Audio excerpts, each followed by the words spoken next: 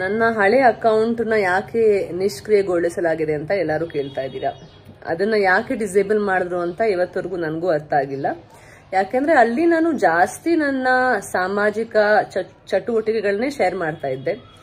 ಯಾವಾಗ ನನ್ಗೆಲ್ಲೂ ಜಾಗ ಇಲ್ಲ, ಕೆಲವು ವಿಷಯಗಳನ್ನ ಹಂಚ್ಕೊಳ್ಳೇಬೇಕಾದ ಪರಿಸ್ಥಿತಿ ಬಂತು, ಅವಾಗ ಒಂದ್ ಸ್ವಲ್ಪ ವಿಷಯಗಳನ್ನ ತುಂಬಾ ಆಧಾರ ಪೂರ್ವಕವಾಗಿ ಹಂಚ್ಕೊಂಡೆ. ಆದ್ರೆ ಅದಕ್ಕೆ ಆಧಾರ ಇಲ್ಲ ಅಂತ ಅದ್ರ ಮೇಲೆ ನಾನು ಹಾಕಿ ಅದನ್ನ ಡಿಸೇಬಲ್ ಮಾಡಿಸಿದ್ರು. ಆದ್ರಿಂದ ಇವಾಗ ಹೊಸ ಅಕೌಂಟ್ ಓಪನ್ ಮಾಡಿದೀನಿ. ಸಮಯ ಆಗುತ್ತೆ ನನಗೆ ಅಕೌಂಟ್ ಅಲ್ಲಿ ನಿಮ್ಮೆಲ್ಲಾರನ್ನು ವಾಪಸ್ ಕರ್ಕೊ ಬರಕ್ಕೆ. ಆದ್ರೆ ನಾನು ಮುಂಚೆ ಹೇಳ್ದಂಗೆ ನನ್ಗೆ ನೀವು ಸಪೋರ್ಟ್ ಕೊಡ್ತಾ ಇದ್ದೀರಾ, ಬಟ್ ನೀವು ನನ್ನ ಜೊತೆ ಅಷ್ಟೊಂದು ನನ್ನ ಪಿಟಿ ಮಾಡಬೇಡಿ. ಪಾಪ ಬೇಜಾರಾಗುತ್ತೆ, ಪಾಪ ಅಯ್ಯೋ ಪಾಪ ಅನ್ಸುತ್ತೆ ಅಂತ. ಯಾಕೆಂದ್ರೆ ಇದು ನನ್ನ ಪರಿಸ್ಥಿತಿ. ಆಮೇಲೆ ಇದು ಪರಿಸ್ಥಿತಿ ಇವತ್ತಿಂದಲ್ಲ, ನಂದು 25 ವರ್ಷದಿಂದ ಎಲ್ಲೋ ಒಂದ್ ಕಡೆ ಇದೇ ತರ ಇಶ್ಯೂಸ್ ನಡೀತಾ ಇದೆ ನನ್ನ ಲೈಫಲ್ಲಿ.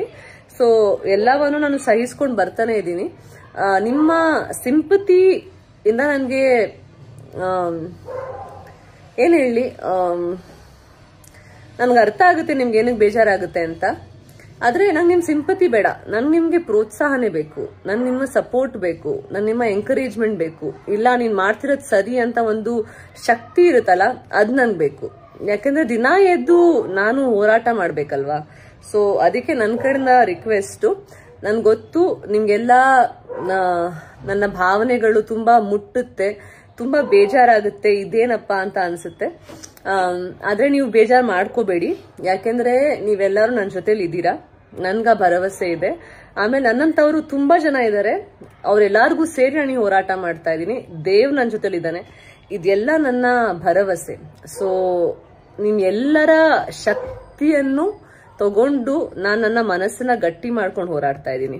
ಸೊ ನಿಮ್ಮೆಲ್ಲರಿಗೂ ನನ್ನ ಮನಸ್ಸಿನ ಧನ್ಯವಾದಗಳು. ನನ್ನ ಅಕೌಂಟ್ನ ಶೇರ್ ಮಾಡಿ, ಆಮೇಲೆ ಎಲ್ಲರಿಗೂ ಈ ವಿಷಯ ತಿಳಿಸಿ. ಸೊ ಅಟ್ಲೀಸ್ಟ್ ನನಗೆ ಫಾಲೋವರ್ಸು ಯಾರ್ಯಾರೆಲ್ಲ ಮುಂಚೆ ಇದ್ರಲ್ಲ ಅವರೆಲ್ಲರಿಗೂ ಈ ವಿಷಯ ತಲುಪಲಿ. ಎಷ್ಟೋ ನನಗೆ ಗೊತ್ತೂ ಇಲ್ಲ ನನ್ನ ಅಕೌಂಟ್ ಡಿಸೇಬಲ್ ಆಗಿದೆ ಅಂತ. ಯಾಕಂದ್ರೆ ಅಕೌಂಟ್ ಇಂದ ನಾನು ಯಾರಿಗೂ ಏನು ಕಳ್ಸಕ್ಕೂ ಆಗ್ತಾ ಇಲ್ಲ, ಅದು ಕಂಪ್ಲೀಟ್ ಆಗಿ ಅದನ್ನ ಡಿಆಕ್ಟಿವೇಟ್ ಮಾಡಿಬಿಟ್ಟಿದ್ದಾರೆ.